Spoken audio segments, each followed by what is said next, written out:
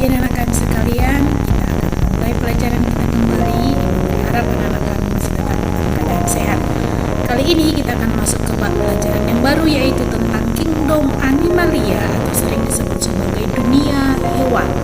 Nah, di sini kita akan membahas tentang apa-apa saja atau yang manakah sebenarnya yang boleh kita sebutkan hewan atau kita kategorikan hewan, dan kita juga akan membahas filum atau kelompok-kelompok hewan siapa yang merupakan kerabat dari hewan ini dan juga bagian-bagian yang lainnya.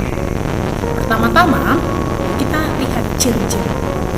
Ciri-ciri hewan yaitu tubuhnya tersusun atas banyak sel atau yang sering kita sebut sebagai multiseluler. Yang kedua, eukariotik atau juga disebut sebagai memiliki membran inti sel atau inti selnya ditutup oleh membran inti. Yang ketiga, tidak memiliki dinding sel, tidak memiliki klorofil. Heterotrof artinya tidak mampu membentuk makanan sendiri dan mampu berpindah tempat. Dan yang keempat ini merupakan pembeda pada tumbuhan. Tumbuhan memiliki dinding sel, memiliki klorofil, bersifat autotrof dan tidak dapat berpindah tempat. Itulah beberapa ciri-ciri daripada tubuh hewan. Hewan dapat dikelompokkan berdasarkan kriteria tertentu. Jadi kita bisa mengelompokkan hewan dari beberapa kriteria. Dari kriteria yang pertama yaitu berdasarkan ada tidaknya tulang belakang.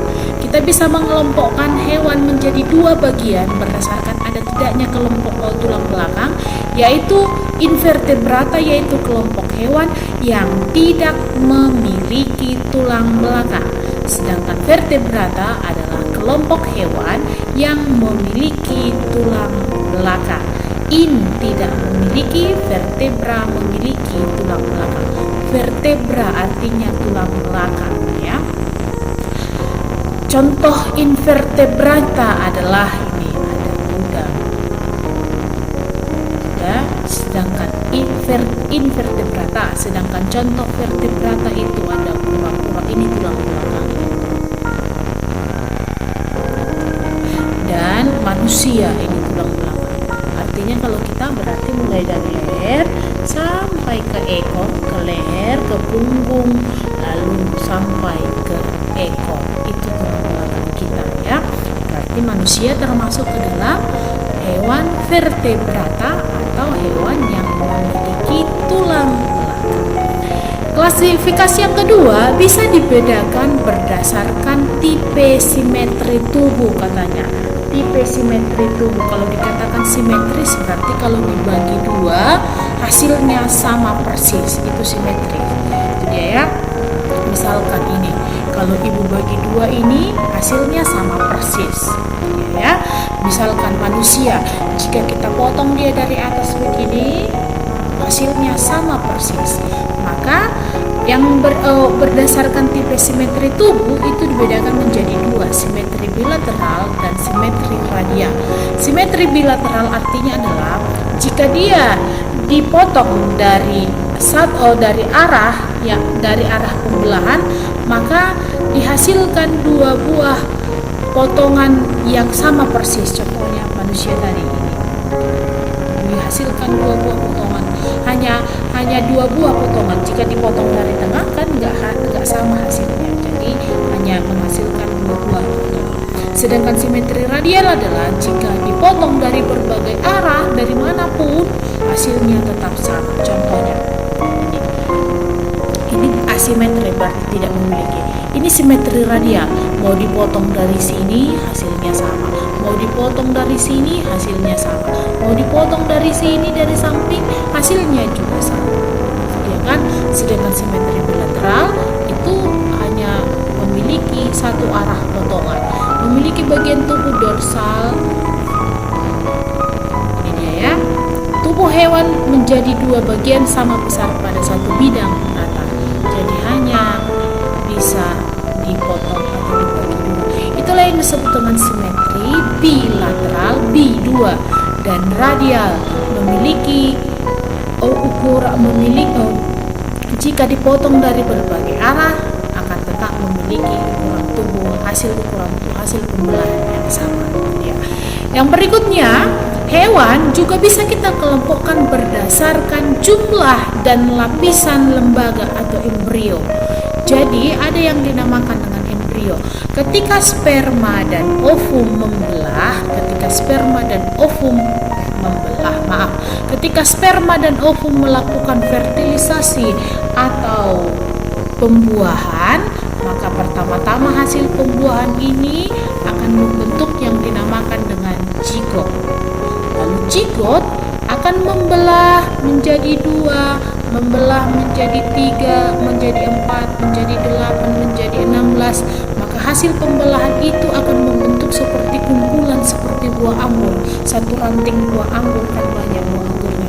Jika dalam keadaan demikian dinamakanlah dengan morula. Lalu buah anggur itu perlahan-lahan akan membentuk sebuah rongga di dalam,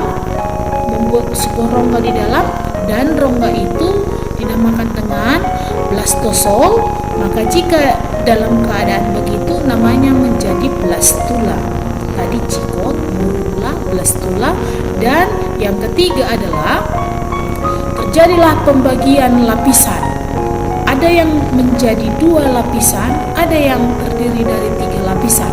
Maka dinamakan jika sudah dalam berbentuk sudah terjadi pembagian lapisan di dalam, namanya menjadi gastrula. Tadi zigot, morula, blastula, gastrula. Dari zigot, morula, blastula, gastrula, yang 3 ini morula, blastula, gastrula itu yang disebut dengan embrio.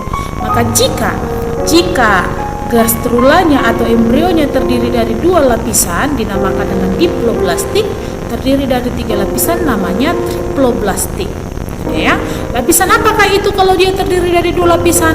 Lapisan endoderm dan ektoderm saja, lapisan dalam dan lapisan luar. Sedangkan jika dia terdiri dari 3 lapisan, terdiri dari lapisan endoderm, mesoderm, dan ektoderm. Mesoderm ini disebut sebagai lapisan tengah, lapisan dalam, lapisan tengah, dan lapisan luar. Itulah dia ya. Jadi manusia, contohnya kita, termasuk ke dalam hewan triploblastik. Kita termasuk ke dalam hewan yang ketika di masa embrio terdiri dari 3 lapisan embrional.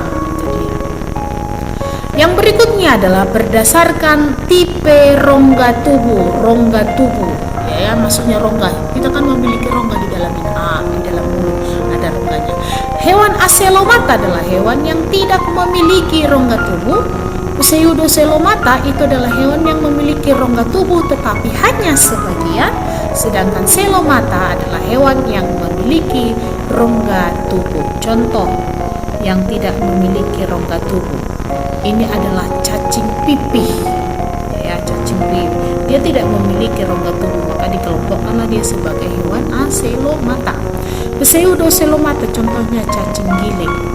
Cacing giling ini contohnya adalah cacing yang ada di perut kita, memiliki rongga tubuh tetapi hanya sebagian. Dan selomata contohnya adalah cacing tanah, memiliki rongga tubuh semuanya ya. Yang terakhir adalah hewan bisa kita kelompokkan berdasarkan cara pengaturan suhu tubuh. Yang pertama ada yang disebut dengan hewan poikiloterm. Hewan poikiloterm ini sering juga disebut sebagai hewan berdarah dingin. Sedangkan hewan homoiderm adalah hewan yang berdarah panas. Kenapa dikatakan berdarah dingin dan berdarah panas? Berdarah dingin dan berdarah panas. Hewan poikiloterm adalah hewan yang suhu tubuhnya dapat berubah-ubah sesuai dengan suhu lingkungan. Misalkan sekarang suhu tubuh dia 36 derajat Celcius, misalkan manusia. Tiba-tiba kita pindah ke gunung es. Gunung es itu mau mencapai minus derajat Celcius. Apakah tubuh manusia itu berubah menjadi minus 0 derajat Celcius? Tidak, suhu tubuh kita akan tetap berada di sekitar 36 kurang lebih. Artinya adalah suhu tubuh kita tidak berubah walaupun suhu lingkungan berubah.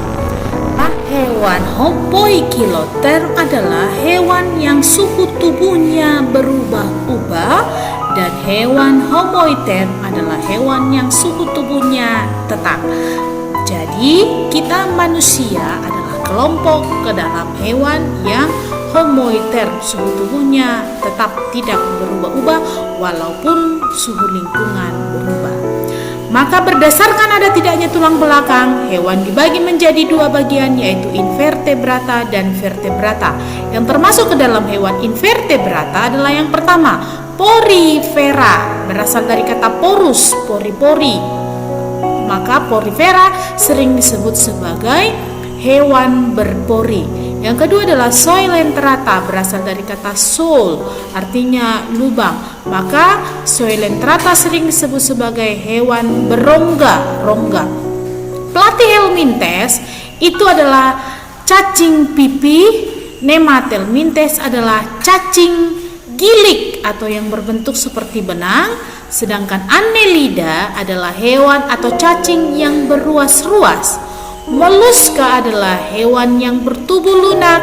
Arthropoda adalah hewan yang beruas-ruas. Echinodermata adalah hewan yang berduri. Eci artinya berduri. Ini salah ya. Yang kedua adalah vertebrata, dibagi menjadi Pisces, contohnya ikan, amphibia, contohnya katak, reptilia, contohnya cicak, aves, contohnya ayam, dan mamalia, contohnya manusia. Inilah yang termasuk ke dalam kelompok hewan atau dunia atau kingdom animalia. Demikian pelajaran kita untuk hari ini. Selamat pagi.